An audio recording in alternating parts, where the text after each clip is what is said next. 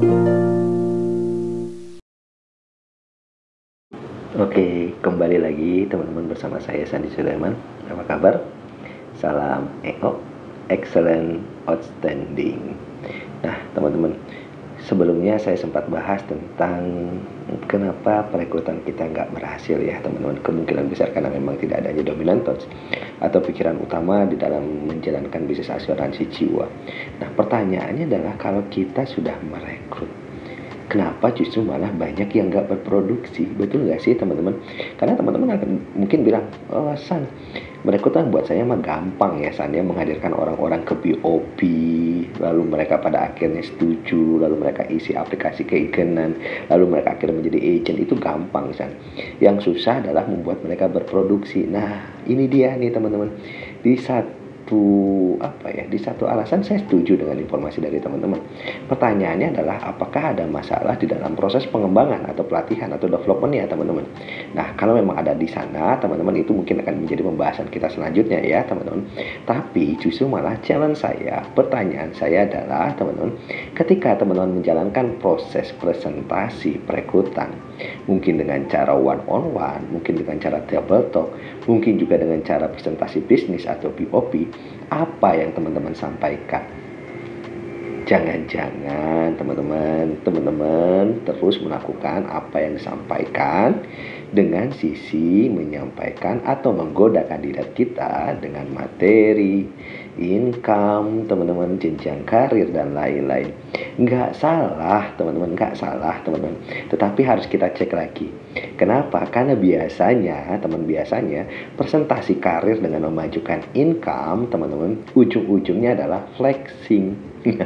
Ini dia nih ya, kata flexing ini sekarang lagi trends ya teman-teman di Indonesia. Kenapa? Karena sudah terbukti teman-teman, merekrut, mungkin mencari member, mencari jaringan. Contoh ya teman-teman ya, kondisi yang mungkin sekarang sedang tren gitu ya, mencari para investor dengan iming-iming duit besar dan lain-lainnya. Cara paling mudah adalah dengan flexing.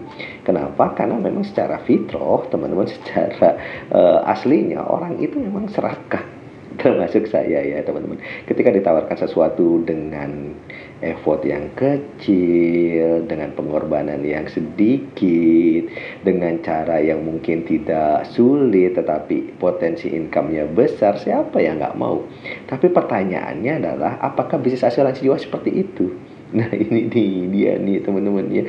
Dulu saya juga kalau ngajarin cara ngerekrut juga kayak gitu teman-teman ya. Yuk bergabung di bisnis asuransi jiwa, ya nggak ada modal. Apakah iya nggak ada modal teman-teman ya?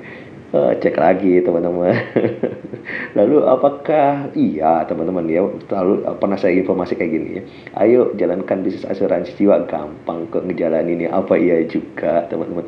Kenapa? Karena sesuatu yang mudah diraih, sesuatu yang gampang dilakukan, kemungkinan besar income-nya nggak besar.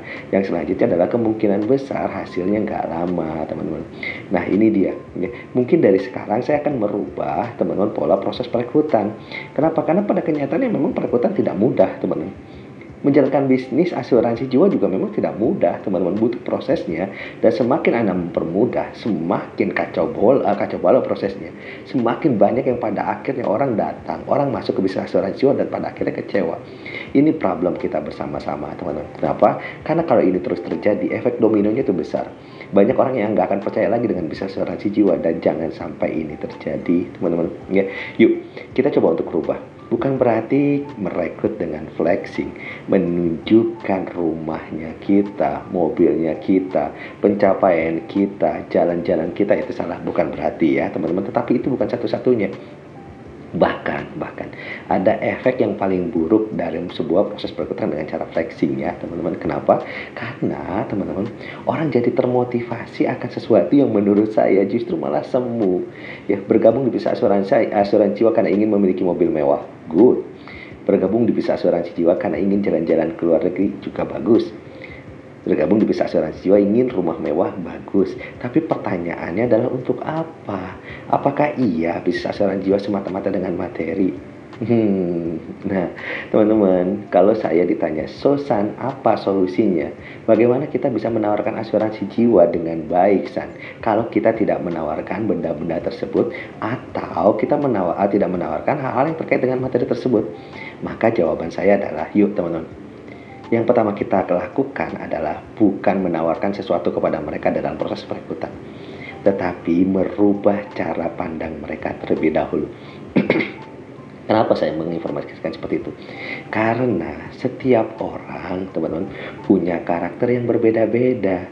Setiap orang punya value yang berbeda-beda. Setiap orang punya pikiran yang berbeda-beda. Setiap orang punya keyakinan yang berbeda-beda. Dan ketika orang-orang tersebut dijadikan satu dengan menawarkan yang tadi disebut dengan materi, teman-teman, maka perbedaan-perbedaan itu tidak akan menjadi lebih spesifik. Contoh, saya merekrut misalkan saja guru ya, yang punya latar belakang guru atau pendidik. Ditawarkan iming-iming, mobil mewah dan lain-lain, mungkin mereka nggak nyaman, teman-teman. Kenapa? Karena value mereka adalah bergabung di bisnis asuransi jiwa mungkin bukan karena materi, tetapi keindahan di bisnis asuransi jiwa yang ada nilai edukasinya. Misalkan lagi, saya merekrut misalkan saja para dokter untuk bergabung di asuransi jiwa. Ya teman, kalau kita menawarkan misalkan saja jalan-jalan ke luar negeri dan lain-lain, mungkin nggak cocok. Kenapa? Karena dokter, teman-teman, memiliki mungkin teman-teman tujuan yang berbeda nih. Mereka bukan berkaitan dengan jalan-jalan ke luar negeri mungkin, tapi berkaitan dengan prestis misalkan saja, berkaitan dengan kebanggaan diri, berkaitan dengan social mobility nih, penerimaan secara sosial, status sosial mereka di masyarakat itu apa. Nah teman-teman ya, kalau kita menawarkan sesuatu yang sifatnya adalah satu, pertanyaannya adalah apakah satu itu mewakilkan? Nah ini dia nih teman-teman.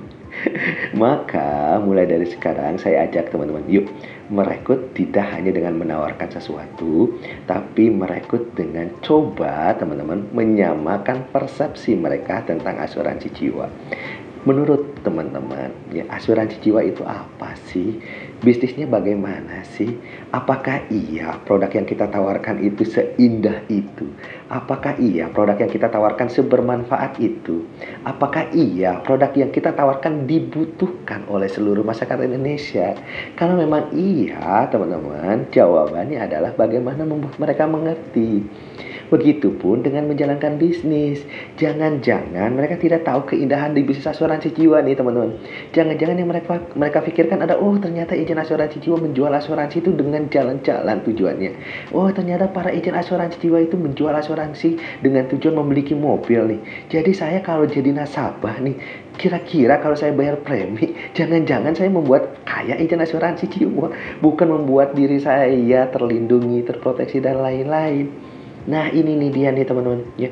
Kalau kita coba menawarkan bisnis asuransi jiwa, coba kita sampaikan dengan baik kepada mereka. Kira-kira teman-teman, apa sih value mereka di masyarakat ketika mereka berbisnis asuransi jiwa? Apa sih peranan mereka? Apa yang mereka bisa ubah di masyarakat untuk menjadi jauh lebih baik lagi? Kalau pandemi hadir, seperti apa para agen asuransi jiwa, pebisnis asuransi jiwa hadirnya seperti apa? Bagaimana kita bisa membantu mereka lebih baik, teman-teman? Ini harus kita pikirkan, teman-teman. Ya. Yang selanjutnya, teman-teman, apa keuntungan dari berbisnis asuransi jiwa untuk mereka sendiri? Pernah nggak sih, teman-teman, berdiskusi dengan orang-orang di luar sana bahwa ternyata berbisnis asuransi jiwa memiliki keuntungan untuk bisa belajar sesuatu yang sangat luar biasa dan belajarnya juga seumur hidup. Itu yang saya rasakan, teman-teman. Di bisnis asuransi jiwa, teman-teman, yang mengajarkan hal-hal yang justru malah membuat kita menjadi jauh lebih bertumbuh, jadi jauh lebih baik lagi, dan bahkan sifatnya adalah bukan hanya teoritis, tapi praktikal secara langsung, teman-teman. Bayangin, pekerjaan mana, bisnis mana, profesi mana yang bisa menawarkan sesuatu nilainya adalah bukan hanya bertumbuh secara income, tapi bertumbuh secara pikiran, bertumbuh secara kebijaksanaan, bertumbuh secara kreativitas, dan bertumbuh secara lain-lainnya, teman-teman. Bisnis asuransi jiwa itu mengajarkan itu, teman-teman. Yang selanjutnya, ketika kita berbisnis asuransi jiwa, apa kepastian yang bisa saya dapat? Jangan-jangan ketika saya resign dari tempat yang saya lama, bergabung bisa asuransi jiwa, saya hilang kenyamanannya. Ini dia nih, banyak orang yang merekrut untuk bisa bergabung bisa asuransi jiwa adalah teman-teman, yuk keluar dari zona nyaman. Mana ada yang mau, teman-teman. Susah-susah saya cari kerja untuk mendapatkan zona nyaman. Ketika saya sudah berada di zona nyaman, harus keluar dari zona nyaman. Salah, teman-teman. Yang bagus adalah yuk, bisnis asuransi jiwa bisa menawarkan sesuatu yang membuat kamu lebih nyaman. Saya yakin saat ini kamu memiliki profesi, memiliki pekerjaan, memiliki bisnis, memiliki income yang sudah membuat nyaman. Jangan sampai kenyamanan tersebut hilang.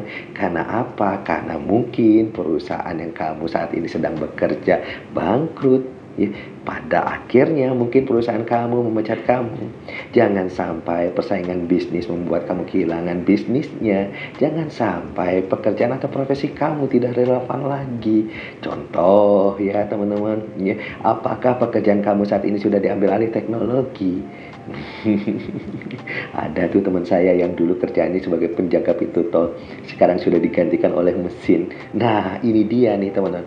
Kalau kita coba untuk berdiskusi dengan mereka bahwa pekerjaan kita tetap akan relevan sepanjang zaman, akan tetap dibutuhkan sepanjang zaman, mesin tidak akan pernah bisa menggantikan kita. Bukankah pekerjaan kita adalah pekerjaan yang baik untuk dilakukan? Bukankah bisnis kita adalah bisnis yang baik untuk tetap kita lakukan? Sekali lagi teman-teman, yang paling penting dalam menawarkan bisnis asuransi jiwa adalah bukan menawarkan materinya, bukan menawarkan income-nya, bukan menawarkan jenjang karir, prestasi, dan lain-lainnya. Tetapi yang lebih penting adalah menyamakan mindset mereka, menyamakan pikiran mereka, menyamakan visi kita dengan mereka. Sehingga mereka tahu keindahan bisnis asuransi jiwa lebih besar dibandingkan dengan hanya sekedar materi. Yaitu adalah value kita di masyarakat. Teman-teman, terima kasih. Jika ternyata sesi ini bermanfaat, silakan teman-teman klik like, ya, dan lebih baik teman-teman, ya, alangkah lebih baiknya teman-teman share. Semakin banyak kita berbagi, semakin besar rezeki kita dan semakin besar kita. Terima kasih teman-teman. Salam EO.